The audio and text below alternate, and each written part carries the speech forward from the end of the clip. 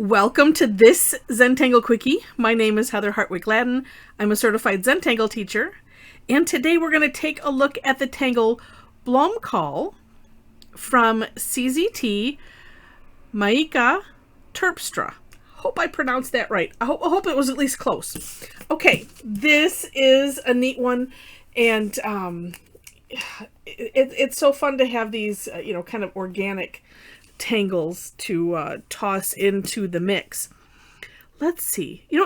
Well, we'll see what happens. I was just thinking I might just draw one big one. We'll see.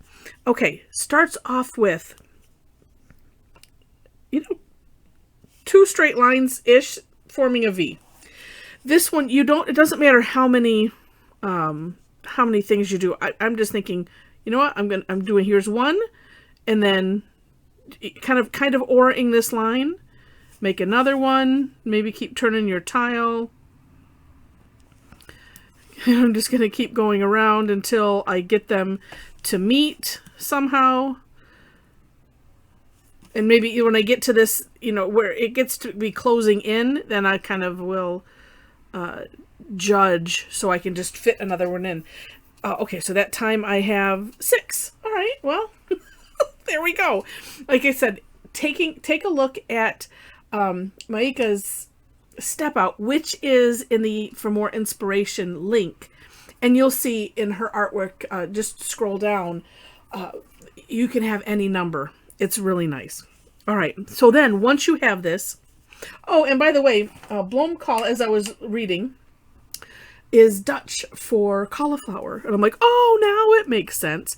So being that's the inspiration, after you have, however many spokes like this that you have, then coming down just a little ways from the end of, one spoke, pick a spoke, and we're just going to do a bunch of little curve lines, little subsequent, concurrent, continuous. There we go. That'll work. And then coming back around. So if you have done the tangle, poke leaf, those kind, where you're doing some shape coming from one side of what will be looking like a stem all the way around and then to the other. Essentially, this is like doing the Halabow technique. It's just that we're going all the way around versus through. Okay, so then I'm going to guess you can guess. Next step, same thing, but what, and actually I don't know how much it matters. You can have it sort of bump up against what you did previously, or, and you're still going all the way around. This one, let me do this because, I'll probably have to do it here too. It's kind of close together. We can use the Halabow concept. So I started here, maybe in my mind, it's like, well, I'd like it to go this way. So I'm going to just start it up here. You kind of air draw around, so that's what I was doing here. It's like, oh, I'd like it to come here. Oh, then it would start back up again here. So we've essentially drawn behind. So if you've heard the term Halabow technique, you don't know what it is. That's what it is in a nutshell. And I know I do have a video on Halabow is actually a tangle. So if you've not done it, search for that on my channel, and then you will have a nice full understanding.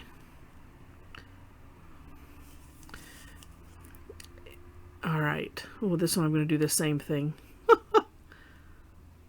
And there too. So that one will go completely behind. Which is a nice course correct for if it gets a little too close. Just work it behind. It'll all work out fine. The next step is to fill in from, underneath what we just did to that corner. So this little section here.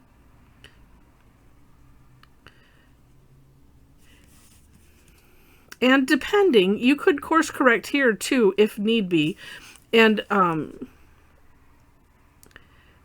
the only challenge is you just have to be careful on, think about what you're doing. It's like, well, oh gosh, if I want this to be, because that's a little bit pointy, I can just, put some ink down and reshape that.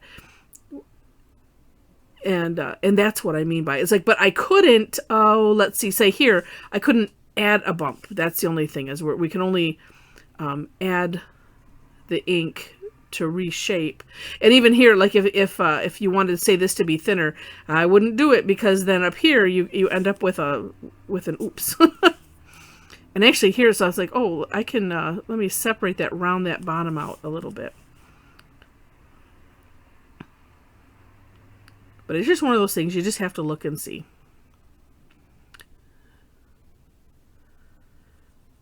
And I only say that too because you might think, well, that's silly. Of course. Oh no, I've never done something like this where I'm like, oh, I need to this. And oh, well, goodness, that was a mistake. I made a bigger mistake. So I only say that out of my own experience. Okay. And it's just so nice because it just makes that pop. It really does. Then, let's see, for some shading, we can, well, and actually, I thought this was also interesting that she kind of just put the graphite down in the base here. We'll start there. And then these where they go over, I'm going to do a little extra where I will put some around, but I want to at least start with this. And let me find, oh, there's a better torch here. Okay. And just bringing it out a little bit. Not a whole lot. Because it just seemed like there was just a light amount of graphite right in that base. And it made it look so neat. Whereas a lot of times, you know, we'll put some on the top so it makes it curved. But this is a different inspiration. So, like that. Isn't that neat? Now, for the places where we put, you know, this one going behind, and actually I'll put a little bit more graphite there. Oh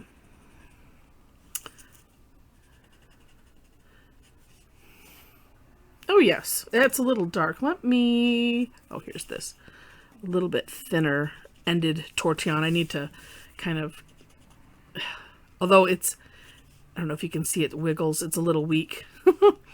Where's the other one? Here's the other one. Let's just use the graphite that I have left on there. We'll grab some from here. There we go. Is that the only other place? Yeah. Neat. And then, of course, you know, play with it, make it how you want it. And, but I thought that was just a neat idea, just doing the base like that. It looks rather neat. Yeah, and you just keep playing until you're happy. Actually, I don't like this line. We're going to make this one look a little bit more shaded. There we go. I like this. I just don't like a harsh line like that of graphite. That, you know, move it out. Have a nice gradient.